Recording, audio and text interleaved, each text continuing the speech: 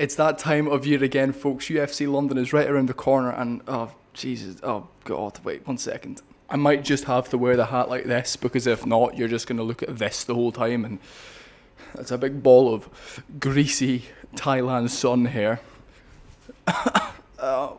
We'll just rock this. I know it looks weird, but fuck it, let's just rock it. This is one of the best UFC London cards we've ever had. The one in July was a bit lackluster. I'm excited to bring you this one and my predictions for this one, because this one's really good. This one's a great card, especially if you're a UK MMA fan and you are a bit like a more of a hardcore fan. You know these fights, you know how good these fights could be. There's a lot of future stars on this card, and it's a great card. I'm going to bring you some predictions. I'm going to miss out a few fights because they're irrelevant. They mean nothing for any divisions or future divisions, and we're going to break these fights down. The very first fight of the night, which will actually be taking place at midnight out here in Thailand, which is just so annoying, is Nathan Fletcher versus Conor Lachlan. I think Nathan Fletcher beats him, to be honest. I think Conor Lachlan is shite. He's Irish. I like the Irish. I'm half Irish. I'm half Scottish, half Irish. And there was a lot of hype behind Conor Lachlan. He came into the UFC 8-0. He's now 9-2. He's just shit. His striking's shit. And in Cage Warriors, he went 8-0, and everyone was like, "Oh wow, this guy could be the next thing." He literally, I think, if he had kept him in the womb a few more days, he would have been a dwarf. He would have been a little person. His hands are so fat and small. His head's huge, like fucking Action Man. He doesn't have any natural ability, and I think a lot of the Irish people don't have much natural ability. You have Ian Gary, who has a lot of natural ability. There's a female fighter on this card who's up next in my prediction list who is naturally able, but just as shit as well. So Conor Lachlan, I think he's got a few ways to win by holding him, stalling him, taking him down. But to be honest, I think Nathan Fletcher just pieces him up. It's just one step ahead. It's just faster. Lachlan doesn't have the attributes for this level. I really like him. His vlogs are fun. He's got that really horrible, gruffy Irish accent that, and it's awesome because he trains out of Liverpool. He trains out of Team Cowbon, and I don't think that's the gym for him. And I think he just gets pieced up. I can see ground and pound against the cage. I'm not gonna dive too deep into this one because Conor Lachlan, I think if anyone's watched him fight, there's a lot of hype. But he was starting beef with Paddy Pimblett, going on about how Paul Hughes would flatten Paddy Pimblett, etc. And then Conor Lachlan was going on about, he's 1-2 in the UFC.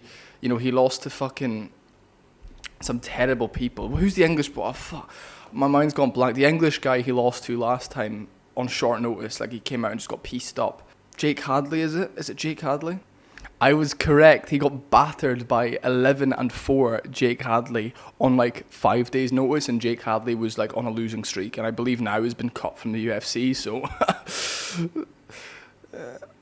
I know people can have off days. I know things can just genuinely go very, very wrong, but getting pieced up by Jake Hadley on 3-4 days notice at bantamweight, he's just not there, and I really like Nathan Fletcher. He fights out of Next Generation MMA out of Liverpool. They've given Conlon a really tough fight, and if he loses this fight, he gets cut. And Nathan Fletcher, I just think, is a fucking phenomenal athlete. He's such a good fighter. He just mixes in striking so well, and he finishes everything with a kick. I think Nathan Fletcher goes out there, and I'm going to say decision. I think Conor Lachlan's got such a big head. He's got such a tough man frame and build that I think he gets not stopped, but pieced up, maybe 2-1 or 3-0 once again, and then that's all we're going to be seeing from him in the UFC. If you guys know who Kiefer Crosby is, Conor Lachlan and Kiefer Crosby have a very similar style. I know one's a bantamweight and one's a welterweight, now moving down to lightweight. However, Kiefer Crosby is the same sort of thing. He works so hard. He's so unnaturally talented. He's not talented naturally at all. He works so fucking hard. So on the regional scene, you'll see them pick up a lot of wins, but as soon as you get to a level where the naturally talented people are coming through the ranks, they're just not going to find much success. And Conor Lachlan is just not. He's never going to be anything in the sport. He's too small. He literally looks like a midget little person. Moving up the card, we've got Shauna Barron versus Pajir Tumar. Puja Tumar. Both of their last fights were awful. Shauna Bannon obviously lost a split decision in her debut, then won a split decision in her second fight. She's Irish. She's a world champion level kickboxer in women's point kickboxing. You'll see her do the Wonder Boy style bounce, throw a lot of question mark kicks, a lot of lead head kicks. I think she'll win this one by decision. I think she'll just do more. I like Shauna Bannon. She works really fucking hard, and she actually has accolades within kickboxing. I think Tumar, being a women's fighter who's 9-4 compared to Bannon who's 6-1, I just think she won't have the athleticism to deal with Bannon. You know, Bannon's taken a lot of time off. She's just been improving her skills. I do have her on Instagram. Like I look at her stuff and see what she's up to, and she's always training, always working hard. And I think the UFC nerves really affected her in the first two fights. You know, if you lose your first fight in the UFC, the second fight is much more nerve-wracking, and you could kind of see that in her performance. I mean, the first UFC fight she had was, I think it was the same night Paddy Pimblett fought Jordan Levitt, and I'm not even joking, she literally shat the bed, barely threw any punches. A lot of the stuff she did throw missed or landed on the guard. I think she's going to be a bit more patient, not throw as much and just pick her shots, and I think she's going to win this one by, I'm going to say 29-28 split decision. I can see it being a split decision. I don't necessarily rate Shauna Bannon too much, however, I think she gets this one done. I mean, realistically, she's going to go out there and be just more athletic, but yeah. Moving a few slots above the card, we have Marcin Tybura versus Mick Parkin. Now look, Mick Parkin's undefeated. Tybura has just looked fat and obese and just awful lately. Like, he's been flattened a few times in a row. It's one of Aspinall's wins that has not aged well at all. You know, all of Aspinall's wins like have aged really well. Volkov and Pavlovich had a really good fight, you know. And this is one where I'm just sat there like, you know, oh God, man. This just isn't like... Tybura's like the layup. Tybura's like, if you get through Tybura, yeah, you're there with the other guys. But now that everyone's going through Tybura, I think Mick Parkin knocks him out in a round, to be honest. I think he just flattens him. There's not really too much I have to say. You know, Tybura doesn't move his feet, doesn't move his head. He's got a lot of power. He's 26-9. He's on a losing streak. I think Tybura gets finished in the first round. I mean, that's Mick Parkin is dangerous. He's young. He's a prospect. And he's 10-0, and an undefeated heavyweight is so amazing to be able to mark it. So they're kind of giving him this layup with Tybura. If he goes out there and gets a viral finish, you can very easily chuck him in there with a, you know, Curtis Blades, for example, Jailton Almeida if he loses his next fight. Rosenstrike isn't in the UFC anymore, but this caliber of guy next.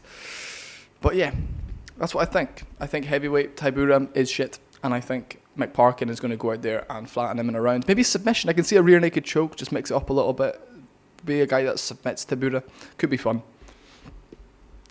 Once again, guys, I know we're rattling through these predictions. However, this is just how it has to be. I'm just rattling through these, and we're going to have more in-depth shit when it gets to the main card. Loner Kavanagh is fighting against Felipe Dos Santos. I think Loner Kavanagh is very talented. The fuck? Sorry, I just clicked a weird button on this mic. I think Loner Kavanagh is massively talented. He trains with Nathaniel Wood. He trains under Brad Pickett. It's going to be a busy night for Brad Pickett. I wasn't massively impressed in his debut. He obviously fought on the Peter Yan versus Figueiredo card in, I think it's just outside of China, the China card. I'm just going to call it that. Loner Kavanagh. He's very talented. He's young as fuck. He's 8-0. He's undefeated. I wasn't massively impressed. However, he's fighting in the O2, you know, which is awesome. And I think he goes out there and gets it done. I'm going to say second round submission. I can see him hurting him on the feet. I know he's a kickboxer. I know he's got all those accolades. He's been kickboxing since very young. I can see him doing damage. Maybe like a scramble and then him snapping up a darce. And I know that's a mental prediction. Like I know that sounds bizarre. I can just see it. I feel like Loner might just mix it up and try be a mixed martial artist. You know, maybe the nerves of London might get to him if he's kind of not moving his head enough on the feet. I want to see him win though. I really like him. He's a cool guy. He's half Chinese, half English. Or no, he's half Chinese and half Irish, but he grew up in London. So he's just like this weird mix of like three different places. So I got Loner Kavanagh getting it done. Thing with him, right? He's one of these guys that's coming out of like the UK now, who's grown up with the accolades and and all the preparation you need. But do you have the balls to do it on the big stage and to just go out there and be relaxed and have fun? We've seen him get a win in the UFC already. I'm very excited to see what comes of it in this fight. I think he does well. I must admit, I think he does really well. And I'm gonna go Loner Kavanagh, but I'm gonna go by submission. I think a rear naked choke in round 2. Like I can do these UK guys do like a scramble. They do like to snatch up submissions. So I'm gonna go with that. And now we're gonna move on to the main card. Finally, the main card. Good fights, yay! Well, I mean, to be fair, the prelims are stacked as well. I'm gonna watch this card start to finish. But there's people like Jai Herbert on the prelims, which he's just there so you can go take a Nathaniel the Prospect Woods versus Morgan Charrier, and this is such a difficult fight to pick. All week up and I think Nathaniel Woods is just going to do more for him. Charrier's a bit fragile when he gets hit around the temple. Charrier has fought Jordan Vucenic and Paul Hughes, who are now killing it at lightweight. Nathaniel Wood does get hurt a lot, and he's got a great chin. I don't think he's got a bad chin at all. I think he makes things he tries making things look too good. He's like, oh, I'm going to do everything too perfect, instead of just scrambling out. And, that's how he got hit with that knee against Feely. Feely's so long and so dynamic with his strikes and his knees. Nathaniel Wood tried, technique-wise, perfectly leaving the pocket. He got kneed in the fucking face in round 2 of the fight. And I think a lot of Nathaniel Wood's wins, right, especially when he fought Daniel Pineda. Wood fought Daniel Pineda in his last fight. I think Charrier flattens Pineda in a round. This is where we're at, right? Nathaniel Wood does get hurt. Charrier is a naturally good featherweight, big featherweight. Nathaniel Wood is not a big featherweight. If Nathaniel Wood loses this, we're never going to see him fight a ranked opponent in the next few years, and then by then he'll be 34. He needs to win this to get a ranked opponent. He will get an octagon interview after this as well, and I think because he's been fighting on the prelims a lot, he doesn't really get a post-fight interview. I think if he gets a fast win over here, he's on the main card, he'll get an interview. We need that.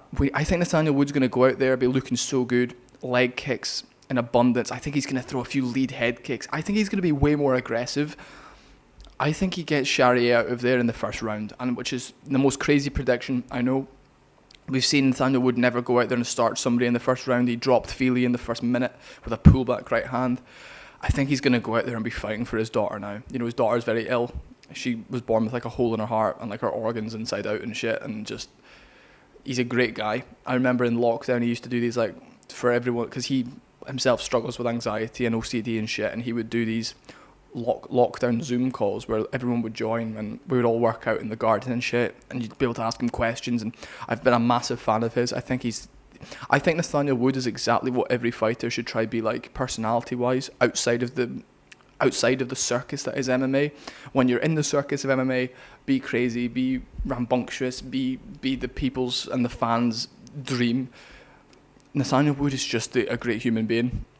He's also a fucking fantastic fighter, and I think Charrier will catch him and could very easily knock him out, could very easily hurt him. However, I'm going to just put my trust in Nathaniel Wood that he goes out there and is a bit more aggressive. I want him to be more aggressive, and just the way to beat Charrier is just put it on him, earn respect, and make him timid, and that's why people beat him. But he's had fucking very close fights. Charrier's had such close fights with Hughes and Vucenic, and which shows how good Charrier actually is. I just think this is Nathaniel Wood's time. He's coming into his prime. He's 30, 31. I think he's 31. Potentially 32. I'm going to check right now. Let me check. He's 31. Bang, I got that right. Nathaniel Wood's very good at featherweight. He is small. He gets cracked a lot. His head movement's been a lot better recently. Charrier will not just be a punch bag, though, the way Charles Rosa was. Charrier will not do that. Charrier will be there. He'll be game, and he'll be knowing that he can come out here and flatten Nathaniel if he lands clean. I think Nathaniel Wood maybe mixes in a takedown, tries to get some ground and pound, just is a complete mixed martial artist, and I think he shows everybody why he deserves a ranking, and I think he will get a ranking after this. I think he's 4-1 at featherweight. Yeah, 4-1. Obviously, the one loss he has at featherweight, the guy fucking cheated the whole time, and it was on a week's notice or 10 days notice or some shit. I've got Nathaniel Wood. I've got Nathaniel Wood schooling him and getting the finish in the first round. Let's say first round. I think he's going to be really fucking aggressive and catch him with a left hook and then run in some ground and pound, and then he's going to go crazy and demand a ranked opponent on the mic. I want to see more from Nathaniel Wood. His personality at the moment is literally, yeah, you know, I've got a dog. I'm like, come on, man. Fucking say you're going to kill some cunt, like. Moving up the card, and by the way, I love Nathaniel Wood. However, I know how dangerous this fight is for him. I'm not naive. I just think he will get it done. Moving up the card, we've got Jordan Vucenic versus Chris Duncan. I've been in the room with Chris Duncan a few times while he's been training at my gym back home a few years ago. He's very talented. Naturally, though, he's untalented. He doesn't move his head. We've seen it in his career. He just about scrapes very boring decisions against people he's better than, or catches people he's a little bit better than. Then as soon as he fights anybody with any ability or natural talent, he gets beaten, and that's what's happened. He's caught a few guillotines in his career. He's been able to finish fights, but he's just shit. Chris Duncan is boring. He's terrible. He fights a lot of the time out of American top team. He's from Scotland. I'm Scottish, and I'm going against him here. I think Jordan Vucenic is a mean, nasty, very clinical, very technical fighter, and if you don't mix in grappling very effectively, the way Chris Duncan tries to, but he just doesn't, I think Vucenic knocks him out. I'm going to say first round knockout by Jordan Vucenic. I think he chins him. And potentially a head kick KO for Vucenic here. Chris Duncan doesn't move his head, and when he does, it's at the wrong time, and it's so over dramatic, and he's going to shoot for takedowns, and it's so obvious to see, and I think Vucenic's, as I was saying before, just that level above him. I think he batters him, to be honest. I wish I could go with the Scottish guy, but Scottish MMA is just not there yet, and Chris Duncan is terrible. He's just naturally really bad. He's so tough. He's so gritty. He's such a horrible, nasty guy in the cage, but he settles for boring fights. He's lost every single time he's stepped up, and he's literally like a Gerald Meerschaert. That's the direction his career can be going. Somehow wins some fights and very dominantly loses some fights. But anyway, I'm going to go Jordan Vucenic. He's just better. He's been there more. This is his time, you know. I've seen him out here training at Tiger Muay Thai about 6 weeks ago. He's ready. Vucenic's a really talented English prospect. Scotland isn't quite there yet with the calibre of gym. I know Duncan trains out of American top team. However, natural talent is massive, and naturally he's shit. Anyway, moving up the card, we've got Molly McCann versus Alexia Thanara. I think that I've said that right. Thanara, yeah, Alexia. This is a really bad fight for Molly McCann. I had Molly McCann probably winning her previous fight. This lady stepped in on 5 days' notice. Thanara's going to batter her. I was looking at some of this Thanara's fights. She's literally like so muscly, so big. Her neck's huge. For a women's fighter, she's absolutely scary looking, like a big black scary lady who like literally looks like a man. And Molly McCann, I think, is fucking past it. She's come down to straw weight. It's a very good move for her because she's tiny. If Thanara can make the weight, I think Thanara knocks her out in a round. I think Molly McCann will be scooting around the outside, a bit small. Thanara's 11-1. And she's taking this opportunity to come into the UFC and beat a superstar, in women's terms, a star in the women's division like Molly McCann. I think Molly McCann will retire after this. I think Thanara's going to come out and beat her. Molly McCann can go back to working at Subway. And Thanara's she's just a bloke. Like, she just walks you down and she's like heavy on the lead leg, just like, like I don't want to say like a gorilla because that would be racist. But in a way, like just an animal, just like I'm going to fucking kill you. I can see Thanara shooting a double leg and just pounding her face in for a few rounds because Molly McCann's so easy to beat. She's not strong. She's got no knockout power. Yeah, she throws fun spinning elbows, and this is the thing, right? If I'm Molly McCann and I'm going against somebody who's a bit more of a fragile lady with no kickboxing pedigree, Molly McCann wins. She's faster. She knows what she's doing more on the feet. Her kicks are good. Thanara is tough. She's going to walk Molly down and eat shit and give shit back. You know what I mean? She's not going to cower to the kickboxing pedigree of McCann. This is the end of Molly McCann, and I'm going to have to stay up till fucking 5 a.m. in the morning here to watch that. So I want to see it. I'm a fan of Molly McCann. I think she's cringe. but she's a lovely girl. Like she's rough as fuck, but like she's a nice girl. She's not good. Like a lot of the story is she's just not good. And I'm not saying I'm good and I would beat any of these people, but a lot of them just can't fucking fight. Like I was rewatching some fights from like people like Ian Gary and Sean O'Malley and even Leon Edwards. They're just naturally have ability, you know. Molly McCann actually does have natural ability. She's just the attributes wise, and she's just not talented enough. Whereas this Thanara girl, she's like a fridge, like a man almost. Like she sits on shots, unlike a Joanna Jędrzejczyk who would like be on her toes and jab. You know what I mean? It's different. It's a different level of aggression and tenacity when it comes to these manly women. But anyway, I've got Molly McCann getting knocked out. It can be a decision though. I can see Molly eking out a decision, surviving. Molly McCann lost her last fight really fucking badly as well. And everyone was saying it's because of the groin shot. The groin shot happened early, right?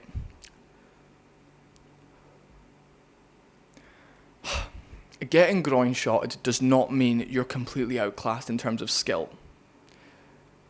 And I'm going to get so much hate for this. I've been kicked in the balls fucking hundreds of times in sparring. You take your few minutes and you're like, you're still here. You still know what to do. It annoys you. Maybe it makes you a bit more hesitant.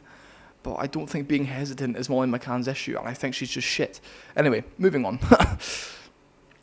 Moving up the card, we have Gunnar Nelson. He's fighting Kevin Holland. Kevin Holland's on like a 6-week turnaround here. Every time I predict a Kevin Holland fight, I expect him to turn up and try and win, and he just fucking doesn't. I've got Gunnar Nelson coming in here, catching a kick of Holland, driving him to the cage and winning a decision. I think he's going to probably get Holland's back, just pound him in the head, and if he does get Holland's back, realistically he submits him. I can see a lot of this fight taking place in half guard and in mount, and just Gunnar Nelson just being better. Just holding positions and stalling him. Gunnar Nelson's an older guy. I think he's 36. He actually is 36. It's fucking good guessing by me. Gunnar Nelson's got that karate style and that fucking Icelandic jiu-jitsu. You know, all the SBG Ireland guys about 10 years ago would literally go on 3-week vacations over to Iceland and just train and live in the Icelandic gyms. And like, it's nuts. That was like during McGregor's rise, you know. Iceland was kind of like the Tenerife for those guys, you know. So that's incredible. And I just think if Gunnar Nelson can stall a position on Kevin Holland and avoid any danger on the feet, he will get it done. I'm so sick and tired of Kevin Holland saying he's going to do shit and then just doesn't. Like, he's like, oh yeah, I'm going to knock his block off. And he just doesn't even try to land anything big. It's almost like Kevin Holland accidentally knocks people out. Like the Santiago Ponzinibbio fight, the left hook. How the fuck did that knock him out? He does have a weird, wiry, skinny person power. But it's almost like he doesn't mean to knock people out. And I know that's a weird thing to say. However, I don't rate him, man. I don't rate Kevin Holland anymore. I used to, but now he literally just doesn't give a fuck. Like, he doesn't care if he goes in there. I think he goes in there, and if he knows, yeah, this guy's better than me, he'll just sit back and let the guy almost win and be like, oh yeah, I don't care about winning anyway. And that's how the fans stay behind them, because it's like, oh, if Holland actually tried, he could be champion. It's like, no. Because if he actually, was a champion, even on his worst day, he could beat these guys. And Gunnar Nelson's fucking talented. Gunnar Nelson has only lost to really good people, but you should be outclassing Gunnar Nelson if you're of championship caliber or even top 10 caliber. You know, I think Gunnar Nelson's last loss was to Leon Edwards, was it? And he's on like a 3-fight win streak now. Has like 2 first-round submissions and 1 really dominant decision, so... Yeah, Gunnar Nelson doesn't fight that much. He's quite inactive, but I think that suits him. You know, he kind of just pops up and fights on these events that are close to home against people that, yeah, I know I can beat him, I'm talented. And he was just on Ariel Helwani saying, like, he's healthy, so fuck Kevin Holland. Like, I'm just being so hateful this prediction card. Fuck it. Like, I just feel like a dickhead, but it is what it is. Like, this is all true. Everything I'm saying is true. Moving up the card, the co-main event, Jan Blachowicz versus Carlos Ulberg. This is a tough one. Ulberg could be in for a fraud checking here. Jan is so good. He's so durable. He's so tough. He's 42 or something now, though, isn't he? Yeah, he's 42. I'm so good with these ages, by the way. I'm just kind of guessing. Yeah, he's 42. Jan Blachowicz is a 42-year-old man who's just had loads of... I'm going Ulberg. I'm going Ulberg by decision. Look... I was going to say Jan Blachowicz by Polish power knockout. Fraud checking Alberg. Alberg does get hit. Jan Blachowicz has had shoulder surgeries, knee surgeries, everything in the past few years. Hasn't fought in a while. He's going to lose a close decision. He's going to try to take him down. He's going to lose a close decision. I can see it. And then he'll be like, oh, I don't know what's next. We'll have to see. We'll have to see what's next, you know. He's going to lose a close decision. I think Alberg's going to jab him to fuck, move around. Jan's going to try a few takedowns. It might be a bit of a boring fight. Jan's going to kick the legs. Jan battered Ankalaev's legs and arguably could have won that fight, so... Oh, fuck it. Jan Blachowicz will lose a close decision. I would love to pick Jan. He's had 40 fights, 42 fights or something like that. He's a 42-year-old man. He's had so many surgeries. He's had a lot of time off against a young, hungry knockout artist like Alberg. Alberg's not great, but I can just see him getting given a close decision, and I think that's what's going to happen. Give me your thoughts on that one. That one I'm kind of on the fence with. There's a few I'm on the fence with here, but I think so far a lot of these predictions will go to the favourites, like the slight favourites. Moving up the card, guys, the main event, Leon Edwards versus Sean Brady. This fight is so fucking close. Now, this is so close as a main event to where either guy could win. Leon Edwards, I think, is so underrated, but he's so boring, and no one gives a fuck about him. But that's why people forget how good he is. I think Sean Brady beats him. That being said, Sean Brady's loss to Bilal Muhammad was really bad. He's like the only person Bilal's knocked out. Leon Edwards and Bilal had a really close, really fun fight. Okay? Look at this fucking Barnett. However, I just can see Leon Edwards going on a losing streak now and his time being done. And then maybe in like 6 months he decides he's moving up to middleweight and he blames it on the weight cut. Then he gets beat at middleweight as well. I think his time's done. I must admit, I don't know why I see this. I can just see Leon Edwards losing his last fight 3 rounds to 2, blaming it on the how it was on at like 5 a.m. Understandable. And that's why he didn't turn up. But I can just see him not turning up again. I can see Brady checking kicks. I can see Brady doing double jabs, takedowns, not being able to get Edwards down, but then cracking Edwards out of nowhere. And Sean Brady doesn't have massive amounts of power, but he's had very good performances lately. He's only lost once, and that's to Bilal Muhammad, who now we have to take into consideration as probably one of the fucking best welterweights we've seen of recent time. His resume is fucking incredible, and he's only had one fight for the belt, which he won. I'm gonna go Sean Brady. Just Leon Edwards is so good, but again he falls under that same category of Nathaniel Wood. If he just tries making things look too clean, he tries making things look too perfect, and